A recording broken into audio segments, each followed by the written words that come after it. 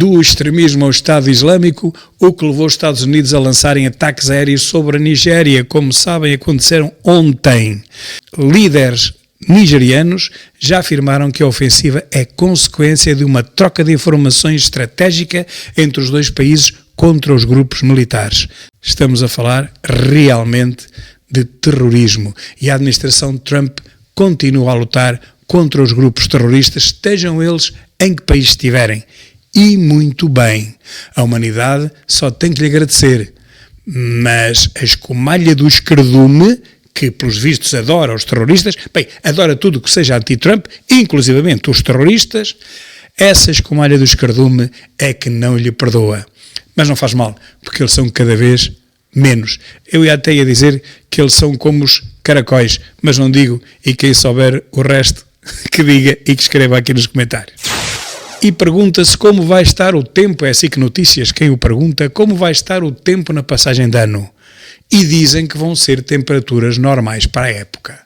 Eu fiquei chocadíssimo, meus caros. O que é que quer dizer temperaturas normais para a época? Eu não sei o que quer dizer isso. Já não há temperaturas normais, segundo o Al Gore, há muitos anos. E segundo todos os sorianos, os que recebem dinheiro de George Soros, das suas ONGs, Open Society, que são pagos principalmente para nos venderem esta balela que já não há temperaturas normais por causa das altercações bimbáticas. Ora bem, então aqui agora vem dizer que há temperaturas normais, o nosso IPMA diz isto. Não há, meus caros, vocês estão desatualizadíssimos. Não há temperaturas normais, que isso acabou tudo. Em 2004, em 2005, o Acordo de Paris, com essas invenções todas, isso acabou, já não há nada normal. Mesmo que seja considerado normal, já não pode ser, porque agora já mudou tudo. Agora são as altercações bimbáticas. E onde é que elas estão nesta notícia? Esqueceram-se delas. Ou nesta época do ano não há emissões? Eu penso que há emissões, mesmo nesta época do ano. As temperaturas normais são estas que vocês estão aqui a ver, este vosso amigo, ontem, com 4,5 graus negativos na Torre, na Serra da Estrela, e por isso convido-vos a virem nos visitar, porque realmente está tudo cheio de neve, está muito bonito, está frio, é verdade, venham preparados para o frio, mas venham, porque vale a pena este ano, calhou mesmo bem. As altercações bimbáticas fizeram nevar no tempo da neve e a neve caiu no seu tempo, portanto não há dúvida que está tudo alterado.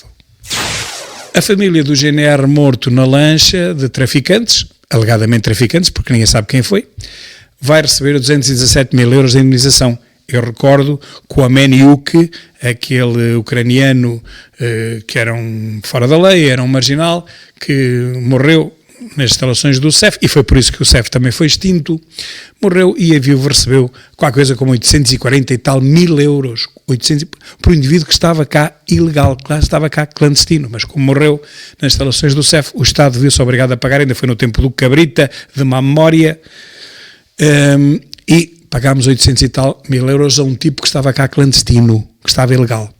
Entretanto, a família de GNR morto vai receber 217, e é muito bom, porque todos os PSPs e GNRs que foram assassinados por bandidos, o máximo que receberam foi 117, 125, 150, andou por aí. Portanto, a família de um GNR vale 1/8 do que vale a família de um ucraniano clandestino, ilegal, ainda por cima bandido. E este vídeo mostra-nos que afinal a juíza tinha razão. Os étnicos não têm mesmo nada que cumprir a lei. Ora vejam. Os reis da impunidade. Epa!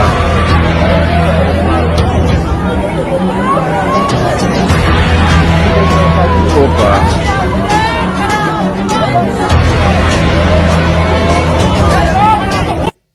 Não tem que cumprir a lei, nem tem que cumprir nada. Existe uma comunidade em Portugal que não tem que cumprir a lei. Não há dúvida nenhuma, fazem o que querem, roubam os supermercados, assaltam os supermercados e depois ainda cá fora ainda há pancadaria. Foi o diabo ter que vir a polícia, sei lá, uma data de coisas. Nem sempre corre bem para eles, não há dúvida, mas a maior parte das vezes corre. E o mal é esse. O mal é esse. E imaginem vocês que há um utilizador da Uber Eats que fez mais de 1.900 pedidos pela Uber num único ano em Portugal e que gastou, pois no texto diz, 315 euros por dia. E ninguém pergunta nada, acham isto muito normal. É uma curiosidade, coitado. Então, o rapaz gosta muito do Uber Eats, gosta muito, e fez 1.900 pedidos, é normal. O ano só tem 365 dias, ele fez 1.900 e gastou 315 euros por dia. Eu pergunto, quem é que come 315 euros por dia? Pois também respondo, 40 a 60 pessoas, ou talvez mais, cuja existência alguém quer esconder. E o jornalista não pergunta nada e a autoridade, enfim, fica à espera que alguém faça uma investigação.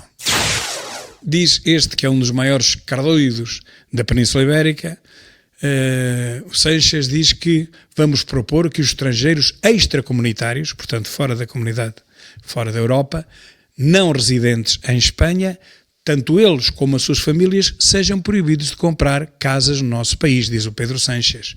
Em Portugal seria completamente impossível, seria inconstitucional, não pode haver uma lei que proíba os estrangeiros de comprar casas. E vão logo dizer, mas porquê é que eles não podem comprar casas? Claro que podem comprar casas. Bem, os que vêm do Indostão não compram casas nenhumas, mas alguém as compra para eles lá viverem, aos 10, aos 15 e aos 20, para não dizer aos 40. E não esquecer que há um apartamento na Rua do Bem Formoso que tem 4.000 pessoas. E há outro apartamento logo ao lado que também tem mais 4.000 pessoas. Ou seja, naquela rua há 100.000 pessoas. Uma rua que tem 200 metros ou nem isso.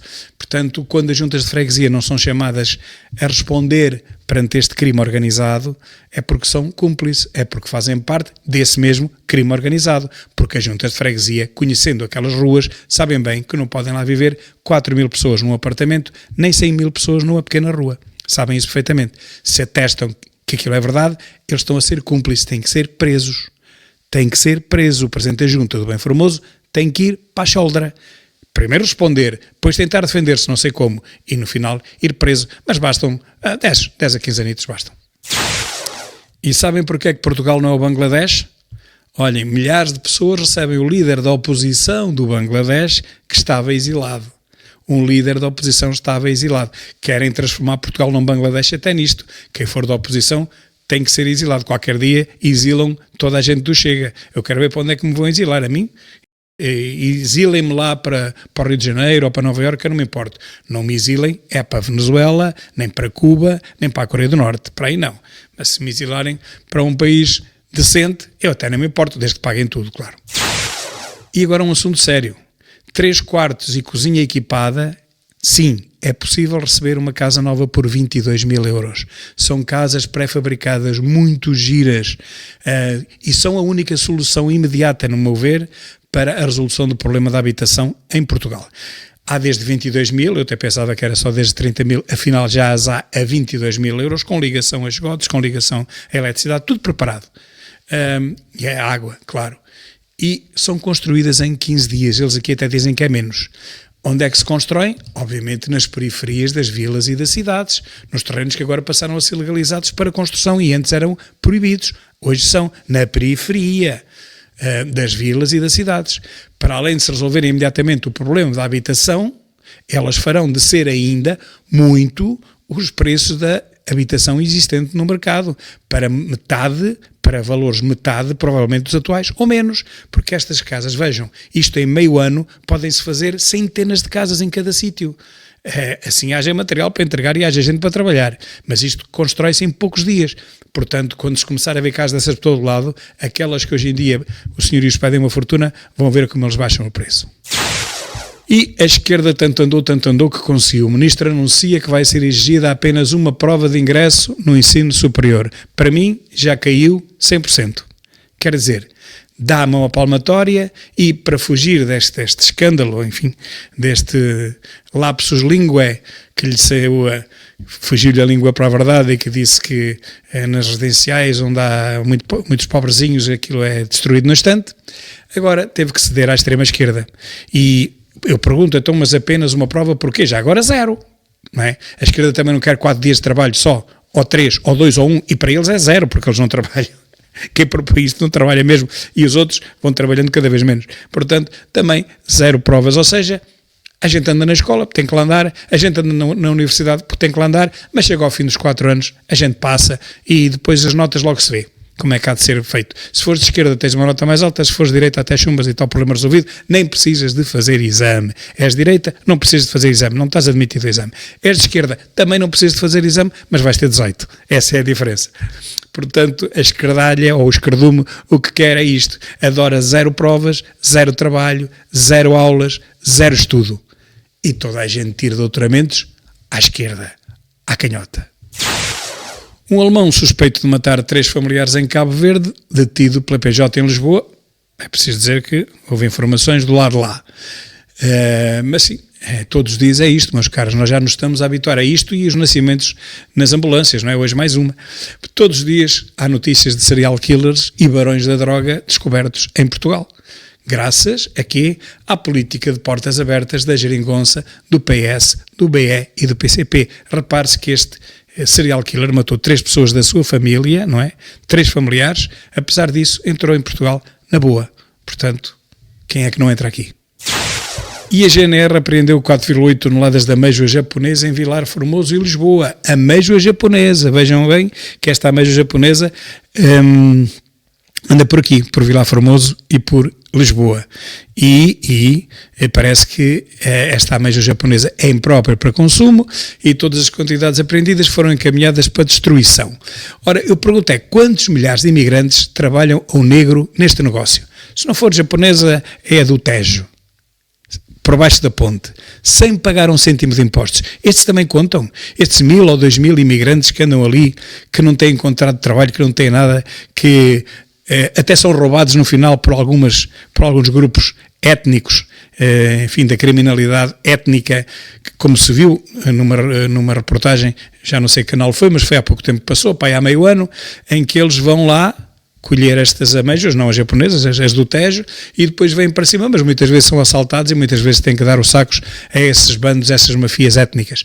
Bom, e os outros vendem-nos aos chineses e a outras mafias também, e esses põem-nos no mercado. Esta gente não tem contrato de trabalho porque não trabalha para ninguém, trabalha por conta própria. Se apanhar a amêijoa, vende-a se não lhe roubarem antes, mas vende-a pelo preço que o cliente quiser pagar e depois vai buscar mais. Onde é que paga para a Segurança Social? Quanto é que paga? Digam lá. Esquerdolhos. Aos esquerdolhos, quanto é que eles pagam para a Segurança Social estes trabalhadores? E aqui estive eu a agradecer na impossibilidade de o fazer a cada um deles, foram centenas, foram milhares. Aqui vos deixo o meu agradecimento coletivo para todos os que tiveram, enfim, o mau gosto de me escreverem. E nesta minha viagem, o meu agradecimento coletivo e um convite para virem visitar a Serra da Estrela. Sei onde eu estive, o Mondeguinho, a nascente do Rio Mondego, o Val do Rocinho em Gouveia, o lago mais alto de Portugal, a 1600 metros de altitude, rodeado de neve, está tudo rodeado de neve. E o jovem Zezer em Manteigas, que se pode ver aqui atrás de mim nesta fotografia, que estou aqui numa ponte sobre o rio Zezer, que tem apenas desce o Vale Glaciar do Zezer, que parece que é o maior da Península Ibérica, nem sei se não será da Europa, e ao descer, vem lá de cima do Cântaro Magro, desce o Vale Glaciar em U, do Zezer, e vai ter a Manteigas, e passa por baixo desta ponte onde eu estou aqui. Aqui nesta fotografia aqui do meio, em baixo, é o Val do Rocinho, imaginem, está tudo cheio de neve, e um vale maravilhoso aqui atrás.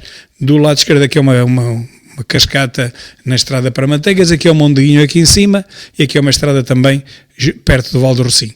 Portanto, venham, meus caros, venham cá visitar a Serra da Estrela, que vale a pena, e olha, mesmo que não venham, festas felizes para todos. A presença de imigrantes numa zona, vejam que esta vale a pena ver-se. A presença de imigrantes numa zona, numa determinada zona, diminui a criminalidade, diz uma investigadora, uma entrevista à Lusa, o Diário do Kremlin. A criminóloga explicou que todos os relatórios mostram que a criminalidade é sempre inferior entre os imigrantes em relação aos nativos. Portanto, os imigrantes cometem menos crimes do que os nativos. Aliás, o presidente da política judiciária até diz que os imigrantes nem cometem crimes nenhuns. Imigrantes estrangeiros e estrangeiros não cometem crimes nenhuns. Quem comete, portanto, são os portugueses. Por exclusão de partes, tem que se tirar isto. Não sei o que é que estão a fazer alguns estrangeiros, e a maior parte, em algumas cadeias, são estrangeiros e étnicos. Não sei o que é que eles estão a fazer nessas cadeias, uma vez que eles não cometem crimes. É tudo, então, uma injustiça. Foi tudo erros judiciários. Uma análise contínua dos dados. Olha, eu quero dizer, esta senhora, coitadinha, que nos bairros onde habitam os criminosos nunca há criminalidade, porque eles não vão fazer criminalidade contra os próprios. Antigamente na Damaia, há muito tempo, havia ali uma zona muito complicada, era o bairro 6 de Maio, penso que era assim que se chamava, havia muito imigrante cabo-verdiano, nunca houve ali problema nenhum. Mas é claro que depois, fora dali, meus caros, era o diabo, gente que morava ali. Hoje, felizmente, já nem existe esse bar, foi deitado abaixo. Mas em todo o lado, onde há aquelas quintas, não sei de onde, lá da Amadora, ali não há criminalidade, onde eles moram. Então, vão-se roubar uns aos outros. Mas depois, fora dali, é o diabo. Como é que esta senhora não sabe isto? Eu tento explicar-lhe. É preciso não conhecer nada do mundo para não perceber que nos bairros mais problemáticos não há crime. Os criminosos vivem lá, dormem lá, não fazem ali, não cometem ali crimes. Os criminosos, o que vão fazer é cometer crimes noutros locais. Não vão cometer crimes onde moram, vão cometê-los para o outro lado. Toda a gente sabe isto. Teve que vir esta estudiosa perceber que 2 e 2 são 4. É inacreditável, não é? Português baleado pelo Serviço de Imigração dos Estados Unidos após recusar ordens dos agentes. O Tiago estava ilegal no país há pouco tempo, há apenas 17 anos. Mas bem que começaram nas primeiras notícias, esta já é das últimas, nas primeiras notícias, bem que começaram a dizer que, calma lá, isto foi um outro, não disseram, mas deram a entender, isto é outro Odair, porque a polícia disparou sobre o desgraçado, que não tinha culpa nenhuma, e tal, e foi baleado. Não, mas felizmente alguém viu, e por acaso também era negro quem viu, e contou a verdade, e a polícia também contou a sua versão dos fatos, que bate certo com a das testemunhas. Infelizmente para nós. 17 anos ilegal nos Estados Unidos. Foi no dia 25 de dezembro de 1968, tinha este vosso amigo 8 anos, que houve o início das emissões da RTP2. Foi inaugurada a RTP2 no ano em que Salazar caiu da cadeira. Pois, pensavam que foi por causa do 25 de Abril e dos cravos. Não, foi no tempo de Salazar. 2 anos depois de ser inaugurada a ponte sobre o Tejo, que antigamente se chamava Ponte Salazar, e também foi no tempo de Salazar.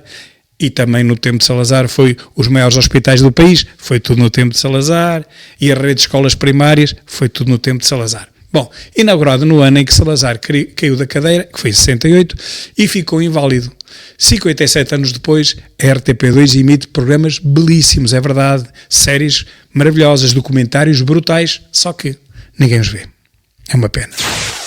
Fiquei admirado não devia ter ficado realmente, porque todos os anos é o mesmo, mas fico admirado como é que se continua a fazer isto. Em plena noite de Natal, foram várias as reportagens que andaram na rua a filmar o sem-abrigo e a darem uma esmolinha e uma côdea e uma sopa quente ao sem-abrigo no dia de Natal. Os outros dias, há associações que o fazem, é verdade, mas nos outros dias, tirando essas associações, ninguém quer saber. E eu sou do tempo em que o Presidente da República, no dia 25, andava também a visitar o sem-abrigo. Foi quando ele prometeu, em 2021, salvo erro, quando ele prometeu, não foi antes, porque ele prometeu que em 2021, assim é que é, em 2021 não haveria mais sem-abrigo em Portugal.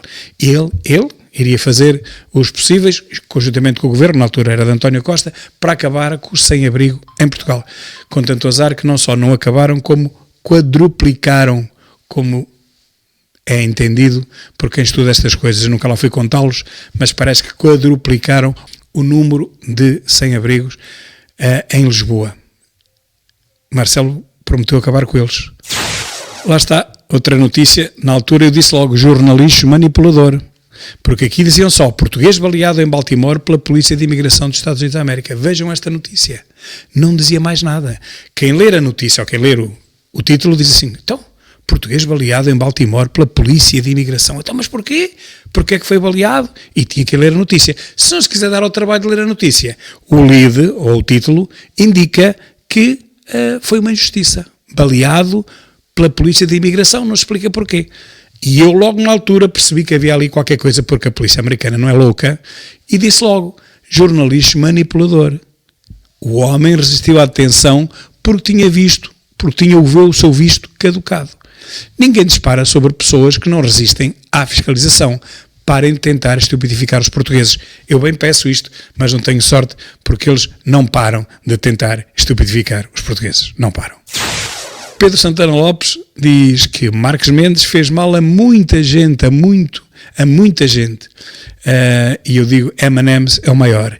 Ele até consegue, dentro do seu próprio partido, ter os seus maiores inimigos, porque ele não é o candidato do PSD, ele é o candidato do Luís Montenegro, ele é o candidato do montenegrismo, não é do PSD. E a Ministra da Justiça não vai propor qualquer indulto à Presidência da República. Este ano não há lugar para indultos, diz o Ministério da Justiça, e eu pergunto porquê. Então, mas será que não descobriram nenhum étnico, pelo menos um étnico, ou um imigrante? Já sabemos que os imigrantes não estão na cadeia, mas um étnico que enchem as cadeias aqui do interior do país, não descobriram nenhum étnico digno de indulto por entre centenas de étnicos que povoam as cadeias do interior? Não descobriram nenhum que merecesse isso. Isto é racismo. E alguém me respondeu, num comentário, a dizer, nem está aqui, a dizer que, sabe, João Tílio, este ano não pode haver indultos porque teriam que indultar aquele tipo de extrema-direita, o Manuel Machado, acho que é assim que se chama, que o crime dele foi apenas escrever uma opinião numa rede social. Ele não matou ninguém, ele não está preso por nada a não ser por um delito de opinião. Ora, se houvesse um indulto, esse seria o primeiro a ser indultado. E para que isso não acontecesse, porque ele é de extrema-direita, ele é fascista, ele é nazista, chamam-lhe aquilo tudo, não sei se há nisso não, mas chamam-lhe aquilo tudo, aí já não pode ser indultado. Se ele fosse de extrema-esquerda, se ele fosse daqueles que dizem morte aos traidores, morte aos revisionistas, morte à direita, se fosse um desses, com certeza que seria indultado, porque seria de esquerda. Mas como é de direita, não pode ser indultado. E como ele não pode ser indultado, ninguém pode. Portanto, enquanto o Mário Machado estiver na cadeia, meus caros, esqueçam lá os indultos, não há indultos para ninguém. Um grande abraço e até à próxima.